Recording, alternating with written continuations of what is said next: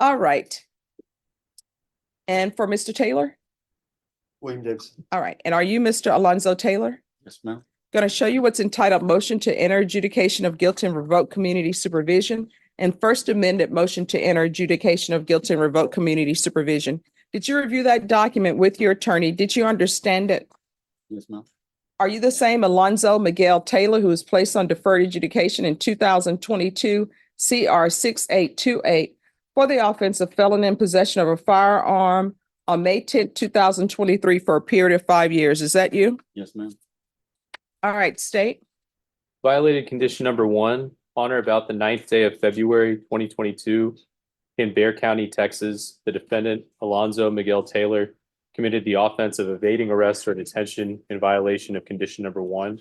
How do you plead to that? True or not true? And Your Honor, we waive the other violations alleged in the motions. Any objections? No objection, Your Honor. Did you understand by pleading true to violation of condition number 1, the court could find it true, grant the motion, find you guilty, and sentence you up to 10 years in the prison and up to $10,000 fine? Yes, ma'am. Knowing that, do you still wish to plead true to violation of condition number 1? Yes, ma'am. Court will find violation of condition number 1 true. Is there a proposed agreement?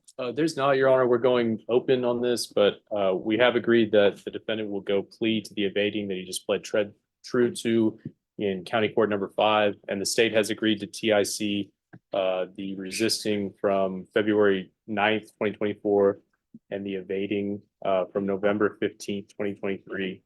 The state is asking that the defendant be revoked and sentenced to 6 years in the prison, and I believe the defense would like to be heard on that. Yes, defense, what are you requesting? Your Honor, his mother, Miss Tejeda, is here. Can I call her as a witness? Sure. Okay, thank you. All right, let me ask you something before you call her. Is this the same mother who came in here previously and she was allowing him to have females in his room and said that the great thing about him was that he kept his room clean? Is this the same mother? Oh, no, I think it is, but bring her on up. She says that you know who she is. Oh, yes, I do. She hasn't. I remember this case. His hair was a different color at that time. You have a good memory. I try. Put your phone away. I actually wanted to show her something. So, All right, can you raise your right hand? yeah, Do you solemnly swear or affirm the testimony you give will be the truth and nothing but the truth, so help you God? I do. All right, you can lower your hand, state your name for the record. My name is Tracy. Last name is Tejeda. All right, what do you wish to tell me? So this has been a long time. I didn't expect for everybody to be here, but I know plenty of parents come here or they don't. My son, I've been going through this for a very long time. And I wanted to show you something where I lost my son and how old he was because of the system. No. No. Let me stop you right there. It's not because of the system. I remember you coming into this court testifying, making excuses for him when he was not doing what he was supposed to do, making excuses for him for why he's testing positive for drugs, making excuses for him for why he doesn't have a job, making excuses for him for why you were letting him be at your house and using your house as a hotel motel. You came in and made excuses for him with that. And I remember specifically telling him that he had better start getting his life together because you were not being of help to him, that you were enabling him. And now you're back before me again, making excuses for his actions. So his being in the system, what does that have to do with him evading? So I'm not making excuses for Alonzo. What I'm saying, let's say if you had been shot in your knee at 15, or you were accused of something that you didn't do at 13, you end up going into the system. You end up finding friends in the system that you can start believing that they're your friends. He got his fingers broken. Not to mention, I can name several other things that Alonzo's been through mentally that has been very challenging for him since he's been a child, okay? So I don't make excuses, but I do understand when people go through things in their lives, that mentally damages them. So there's a lot that you guys don't know about Alonzo, what he's seen and what he's experienced. And Well, let me tell Let me tell you this. Here's an excuse that you're making, and you made it before. Since you're bringing me into the equation, let me bring myself into the equation as you've done. My mother divorced. When I was young, my brother was young. And guess what? She had rules and we had to follow those rules. There is no way on this planet that my mom ever allowed us to have people in our bedrooms with doors closed, knowing that we are having sex in bedrooms with the doors closed and saying we're going to take care of it. You have done a disservice to him because you've been making excuses. Everybody, I can tell you, everybody in this court has had something traumatic happen to them. Believe it or not, I've had traumatic things happen to me. People think that I just came on this bench and everything was fine and I had this perfect Pollyanna life. That's not my life. But you know what? At a certain point in time, no matter what has happened to you in your past, at some point, the choices you're making are the choices you are making. Do you understand? Oh, yes, I definitely understand. And I explained that to Alondra too. And so that's why I explained to him like outpatient, mental health. Oh, no, Yeah. let me just tell you, let me stop you right there. If I continue him on probation, there is no way he's doing any type of outpatient. And there's no way he's going to be living with you because obviously you are an enabler. You're not a good influence in your life. And I knew when I placed him on probation previously that he should not be living with you, but he had no other choice but to stay with you. I knew that. So I'll own that. He was 19, Yeah. And you're enabling him. but 19 years old. No, you cannot. I'm not. I understand what you're stating, but I've come a long way with Alonzo and he's come a long way. He's changed a lot. No, he hasn't. He has. Yes, he has. All right, I'm gonna have you step back. I Thank you. understand. Can you come forward? Can I talk? No, you may not. I'm gonna give you a choice. Can I please talk? No, I'm gonna give you a choice.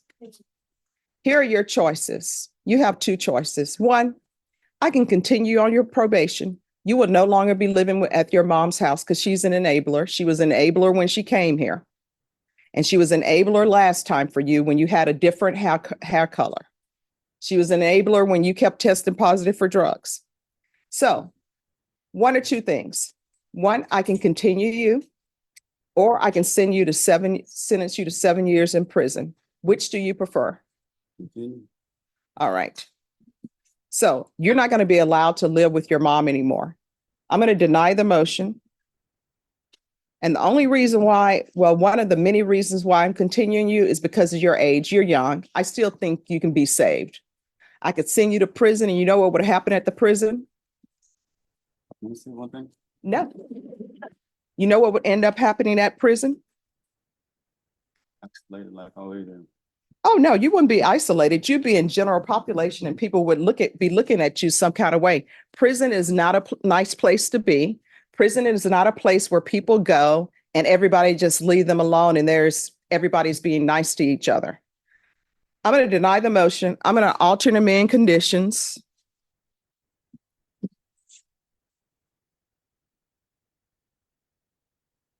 And that's going to include, he's either probation, he's either going to felony drug court, or he's going to state ISF.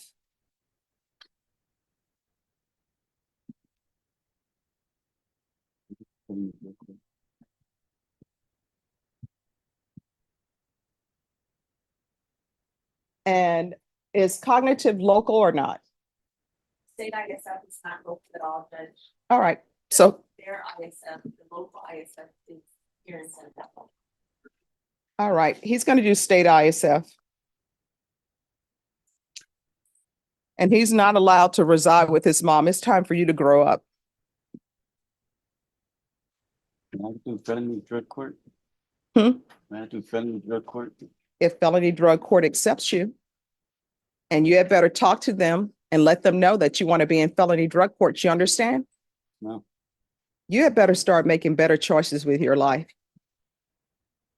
Now, do you still want to talk to me? Yes, ma'am. All right, raise your right hand.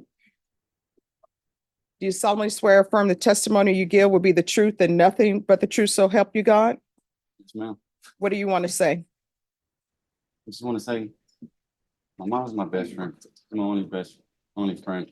Mm-hmm. Most of my life, she's right. I've been isolated. from the word, basically.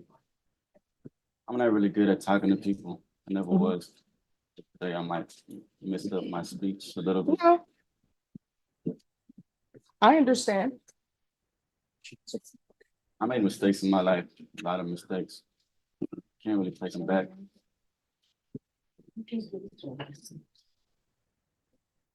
Let me just tell you what the problem is. And we're off the record. This is the problem. The problem is parents, they're really not supposed to be your best friend. I don't understand this new age parenting that people have. Parents are supposed to be parents. I ain't grow up with anybody. No, that's what I'm saying. Guess what? You know who was in my life? My mom. But my mom let me know that she's my mom. We're not girlfriends, right? I know I can go to her. I know I can tell her anything, and I would tell her anything. But there is no way on this earth that I would be calling her by her first name because she was my mother.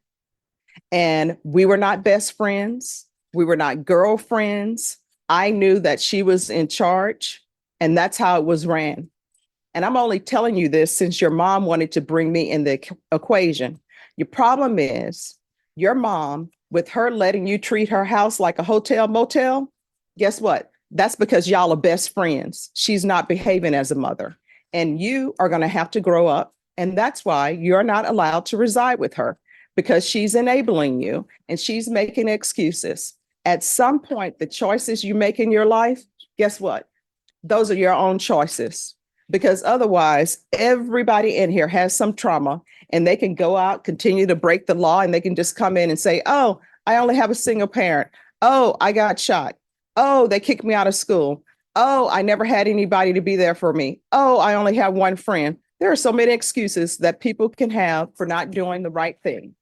That's don't stop with you today. You understand? No. We're done. Thank you. Thank you. You're welcome.